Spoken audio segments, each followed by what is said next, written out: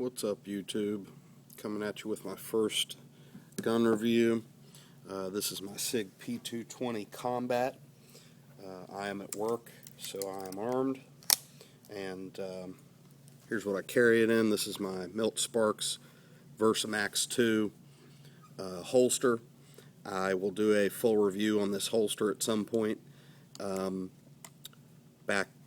I've carried this probably 6 or 7 years now, and back when I got it, if you were to go onto Sig Forum and say what's the best system of carry for a Sig P220, which I had a different one at that time, 90% of your replies would probably be for the Versamax 2 inside the waistband by Milt Sparks. It'll also fit a 226, and within a couple weeks they form to your body, and it's just super comfortable. I wear it with just a t-shirt over it in the summer, and it's no problem. And again, this isn't a review on the holster, so I'll shut up about that. But for anybody who wants to stick around, if I have time at the end here, I may do a demonstration out front here of how concealed it looks with just a t-shirt with such a large gun. The Sig P220 is a fantastic firearm. German design. Back in the 80s, the U.S. Army was looking for a new sidearm, and the only two pistols to pass qualifications for their new sidearm were the Beretta, I think it's the PT92 or PT92FS, the Beretta 9mm, and the Sig 226 and 9mm, which was identical to the P220. And the Beretta ended up winning out due to the lower cost, but Sig is just fantastic. More recently, when the federal government in the United States did their ICE trials, ICE, looking for new firearms for Coast Guard, military, federal agents, federal air marshals, pilots, when they formed the new Department of Homeland Security, virtually everyone I just mentioned, other than fully encompassing the United States military, all those other branches went with Sig. U.S. Marshals carry Sigs, Texas Rangers carry Sigs, just lots of good quality with Sig. Used to be fully made in Germany. Long ago, they brought a plant to Exeter, New Hampshire, and most manufacture is done here now unless you go to the customs. And most of them are labeled frame made in Germany, and this one is. So mine is just outstanding. I've had probably 6 or 7 Sigs, and this has got to be my favorite.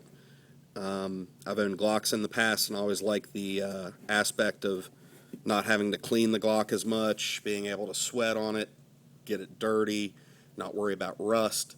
And with my Sigs, that was always an issue. With the Sig P220 Combat, it was the first Sig that I'm aware of to give you the nickel phosphate coating on all the internal parts and all the external buttons, and it's as close as you're going to get to a rust-proof Sig. It does have the nitron coating on the slide, which can rust, but it's a stainless slide with that nitron coating, so it's going to do great for you. I'm a big guy. I sweat a lot. Mine has seen a lot of sweat, and you can see traces of oil there. I do keep it, a light coat of oil all over everything, even though it is coated up. But it's an outstanding gun. Mine has the night sights, the tritium. Not going to glow right now. It's got the decocker, and they're very easy to manipulate as far as taking them down.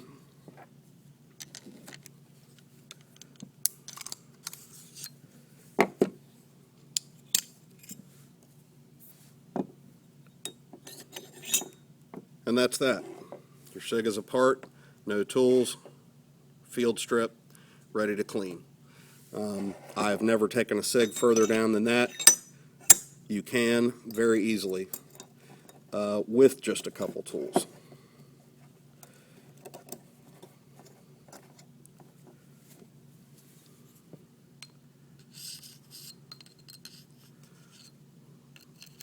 hard to look through the viewfinder and see what you're doing. Lock the slide back open. Ready to fire. And guys, I just highly recommend them. Mine is hard to see on camera, but it's flat dark earth frame, black, and I have the Hogue extreme aluminum grips in green, and that's hard to see on camera. But one of the things on the torture tests with the SIGs, when they drop them out of helicopters frozen in ice and do all kinds of crazy shit to them, the plastic grips on them, I have seen those crack in the past.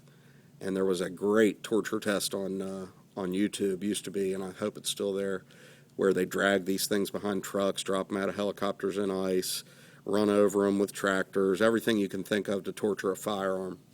And they come out just with flying colors, no problem. It's got the rails, Picatinny, and just an outstanding firearm. Highly recommend them to anybody. If anybody would like to see the demo on how concealable the Versamax 2 is, please holler at me. The SIG has an 8+1 capacity, and comes with also a 10-round magazine that hangs out a couple inches or about an inch, and just a top quality sidearm for carry. I have seen them malfunction on videos. I have never had a malfunction with a SIG.